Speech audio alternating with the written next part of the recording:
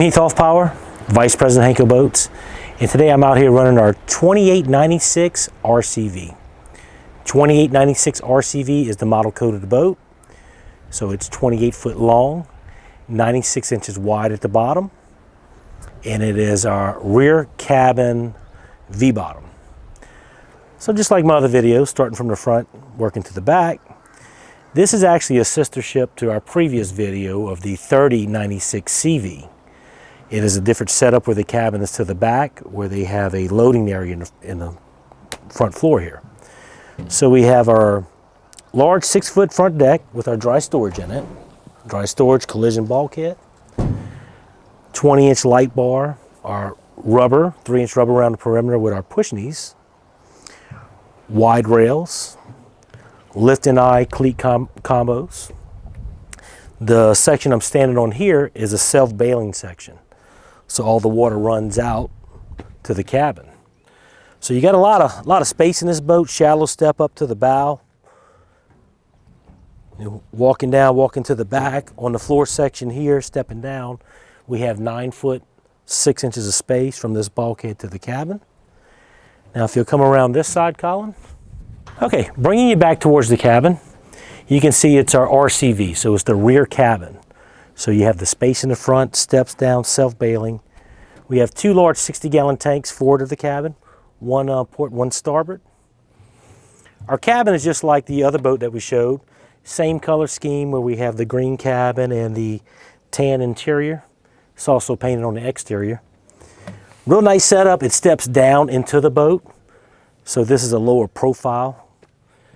Non-skid on the roof. We have a lot of nice accessories on this boat.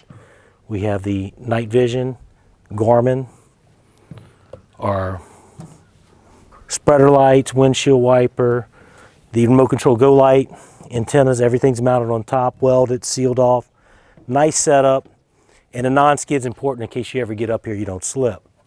Handrails are standard on the side, just like my previous video.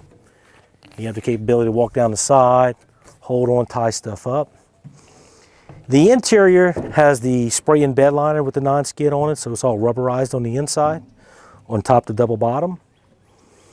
Walking back to the cabin door open up, and you can pin it open, and you can also lock it. So you can close it and lock it on the lock. So if you want to follow me inside the cabin. Okay, moving inside the cabin, if you want to follow me in here.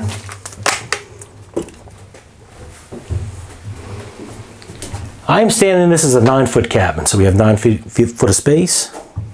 We have the sea deck on the floor with the customer's logo, which matches his other boat. They have 2 boats that go to this island. Console is really nice. It's a compact console.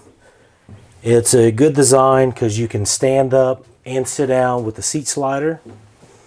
Accessories on here, we have the 10-inch Garmin, all-in-one unit, radar, sonar, GPS, gauges are integrated. Nice setup on the console, similar to the previous video. It's powered by 2 300 Suzuki outboards. That's the digital controls, your digital gauges, trim tab, start stop button, power socket, USB, horn.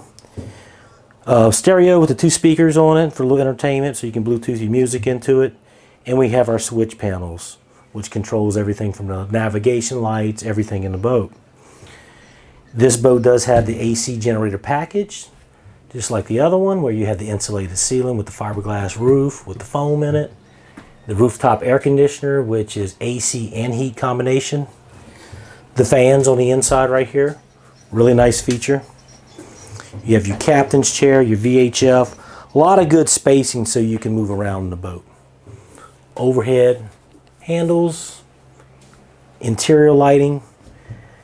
The bench seat, since it's a 9-foot cabin, it's a little smaller than the 12-foot cabin on the previous video. So we still have the gas shocks with the split benches, with the nice backrest, bottom cushions. Okay, we have the sliding windows, port and starboard, and the rear half drops. With the fans, keeps a lot of airflow, keeps it cool when you don't want to run the air conditioner. Get around this side right here. Hopefully I don't forget anything, guys. I'm going a little quick. So it's open under the rear deck. So this step folds up. And what you're looking at down here, this is your house battery. We have the power steering pump mounted. That's the Dometic power assist. And you have your bilge area to the back. So basically it drains off the front and the back drains off of here, but we still have a bilge with our plug system. He has a fuel transfer pump so he can fill up his generator. There's a valve on the back. You can turn your fuel pump on here and then fill it up. Then we don't have to carry gas cans. It can pull off the fuel tanks. Nice setup, easy to get to everything. Your battery box, you can see on the interior right here, it's a drop-in box, and then your 2 crank batteries are in the back with the isolator system. So this would fold down, and then you'd walk out the cabin to the back. On the rear deck, it's a 42-inch rear deck, and we have the Honda EU 3200. This is the new compact generator, which is a manual start, but it has 3,200 watts versus 3,000. That's a nice little unit. We started using that. On the back, we have our Gil bracket, where the motor's offset off the hull. Steering system's nice, dual cylinder with the power assist.